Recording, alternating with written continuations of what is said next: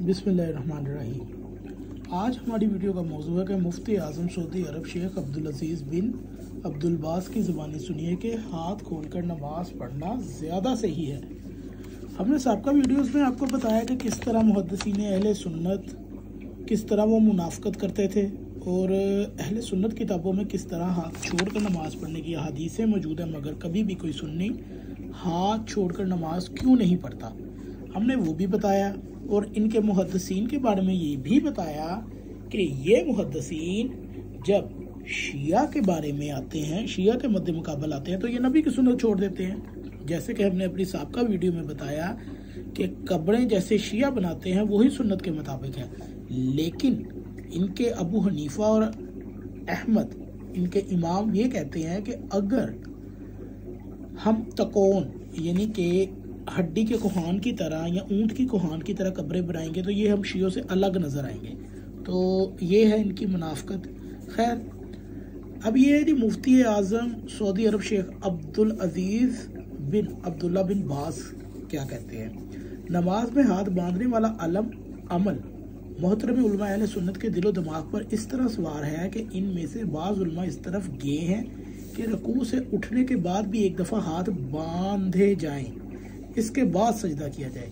ऐसे उलमा के जवाब में मुफ्ती आज़म सऊदी अरब शेख अब्दुल अजीज़ बिन अब्दुल्ला बिन बाज लिखते हैं कि ये जब तक किसी नस से रुकू के बाद हाथ बांधने का सबूत पेश ना किया जाए, इस वक्त तक इसके मसनून होने का दावा महल नज़र है। लेकिन इस सूरत में वाज़ेह है कि कल यदैन यानी कि हाथ बांधने के बजाय अरसाल यदैन हाथ को छोड़ देने पर अमल करना ज़्यादा सही है, क्योंकि ये फितरी अमल है। अलावा अजी हदीस है, नबी करीम सल्लल्लाहु अलैहि वसल्लम रुकू के बाद इस तरह इत्मीनान से सीधे खड़े हो जाते कि तमाम हड्डियां अपने जोड़ की तरफ लौट आती से इसी अरसाल यदैन की तायीद होती है। यह है रसूलुल्लाह की नमाज कैफियत सलातुन नबी सफ़ा नंबर 13 शाया करदा दारुल इस्लाम लाहौर।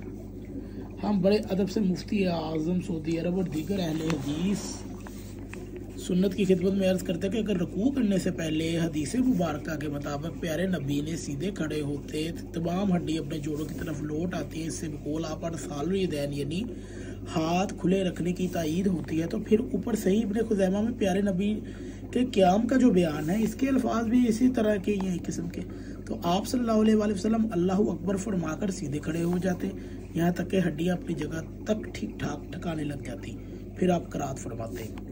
अब अगर रुकू के बाद प्यारे नबी इस तरह सीधे खड़े हों कि तमाम हड्डियाँ जोड़ों की तरफ लौट आएँ, तो इससे नमाज में हाथ खुले रखने हैं तो क़याम की हालत में वही अल्फाज मौजूद है। इसी तरह पैगम्बर गरामी सीधे खड़े होते कि तमाम हड्डियाँ अपनी जगह आ जाती, इससे भी तो हाथ खुले रखने की तायीद होती है, लेकिन ये वक्त मुमकिन है जब हम ज़िद हट दर्मी छोड़ दें। खैर, यहाँ पर जो सऊदी मुफ्ती साहब हैं ये हैं सऊदी आज़म सऊदी अरब शेख अब्दुल अजीज़ बिन अब्दुल बास।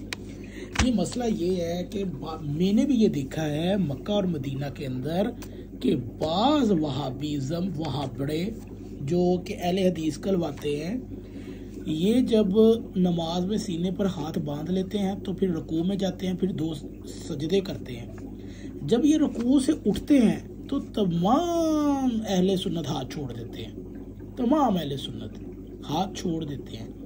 लेकिन बाज़ वहाबी आज भी रुकू से उठने के बाद हाथ बांधते हैं और ये बिद्दत इनके अंदर ही है। मगर ये सिर्फ मुफ्ती आज़म अब्दुल अजीज़ बिन बाज ये कह रहे हैं ना कि वो उसके मुकाबले में एक हदीस लाया है, ठीक है। तो हमारा ये कहना है कि जनाब, एक तो आप बिद्दत कर रहे हो और उसके ऊपर आप कोई फतवा भी जारी नहीं कर रहे कि भाई आपने ये किस चीज़ से ऐसे बांधने का लेकर आए हैं आप।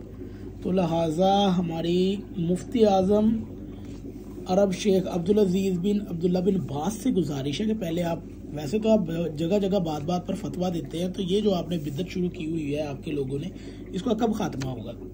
इस पर तो आपका इजमा भी नहीं है। खैर, अगर आपको ये वीडियो अच्छी लगे तो ये सल्फी वहाबियों को ज़रूर शेयर कीजिएगा और उनसे पूछिएगा कि ये आपने बिद्दत कब शुरू की। रुकू के बाद उठते ही सारे लोग हाथ छोड़ते हैं, आप कैसे बांध सकते हैं?